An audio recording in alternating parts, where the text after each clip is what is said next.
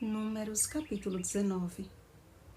Um homem limpo ajuntará a cinza da novilha e a depositará fora do arraial num lugar limpo, e será ela guardada para a congregação dos filhos de Israel, para a água purificadora, é oferta pelo pecado. Versículo 9.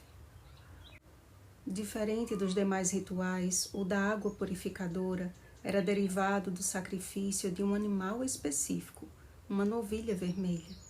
Como todos os demais, incluía procedimentos específicos para serem realizados e tinha um objetivo específico: purificar.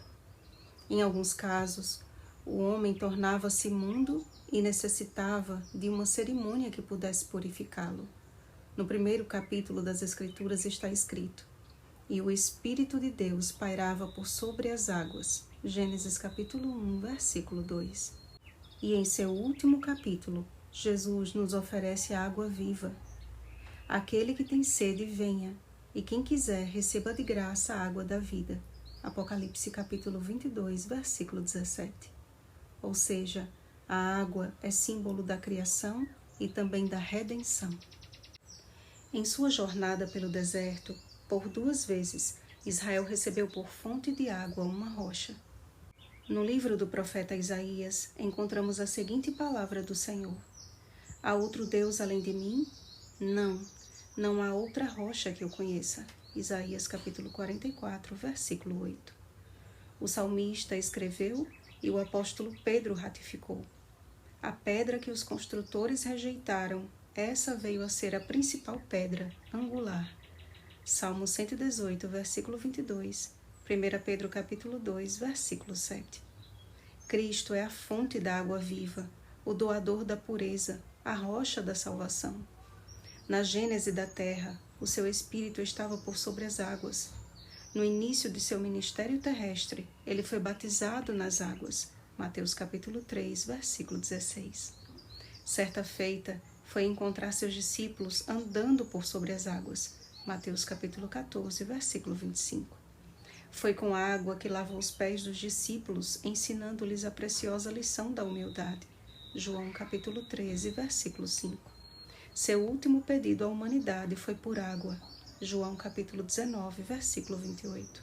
Seu último chamado ao homem consiste em uma oferta de água. Apocalipse capítulo 22, versículo 17. Creio que o encontro de Jesus com a mulher samaritana seja o episódio mais conhecido e mais esclarecedor acerca do simbolismo da água. Considerada uma mulher imunda e desprezada por sua condição de vida, aquela mulher teve o sublime privilégio de experimentar a água purificadora direto da fonte. Através daquele episódio, Cristo deixou claro que ninguém é tão imundo que não possa ser limpo. Pecado algum é tão grande que não possa ser perdoado. Hoje não há mais aquela cerimônia da água purificadora. Na verdade, há uma real oportunidade de cura e de restauração através de Cristo Jesus. Aquele ritual apontava para Cristo e sua missão de resgate. Aquele, porém, que beber da água que eu lhe der, nunca mais terá sede. Pelo contrário, a água que eu lhe der será nele uma fonte a jorrar para a vida eterna. João capítulo 4, versículo 14.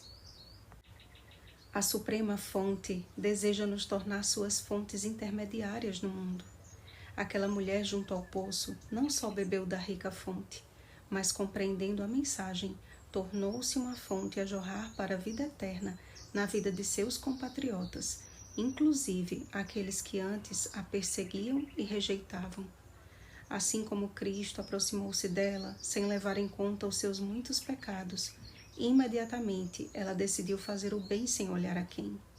A morte do unigênito de Deus deu ao mundo o livre acesso à água purificadora. Todos que desejam viver piedosamente em Cristo necessitam ser lavados por Ele. E o batismo é o símbolo que sela esse desejo de assumir um compromisso com Cristo e a inauguração de uma nova vida com Ele. Instituído na nova aliança, o batismo por imersão representa a linda decisão do pecador em ter a sua vida renovada e o primeiro passo na direção do reino dos céus. Jesus mesmo afirmou: em verdade te digo, quem não nascer da água e do Espírito não pode entrar no reino de Deus. João capítulo 3, versículo 5. O batismo não é segurança de salvação, amados, mas é o meio que Deus usa para criar o primeiro vínculo do pecador com a pureza de Cristo. Não há poder algum nas águas batismais, mas naquele que se faz presente por sobre as águas. O Espírito Santo pairava por sobre as águas na criação, pairou sobre Jesus em seu batismo e paira sobre as águas do batismo de cada pessoa que sinceramente decide dar este passo de fé. Se você ainda não se decidiu pelo batismo, continue estudando a Bíblia, ore ao Senhor e Ele certamente lhe guiará para a melhor decisão de sua vida. A água purificadora lhe espera. Se você tem a oportunidade de tomar uma decisão hoje, não endureçais o vosso coração. Hebreus capítulo 3, versículo 15. Aceite o chamado de Deus. Arrependei-vos e cada um de vós seja batizado em nome de Jesus Cristo para a remissão dos vossos pecados e recebereis o dom do Espírito Santo. Atos capítulo 2, versículo 38. Oremos, amados. Ó Senhor nosso Deus, Tu que tens a água purificadora, a refrigerante água da vida, lava-nos, purifica-nos, limpa-nos de nossos pecados e impurezas. Como necessitamos desta obra de purificação, Senhor.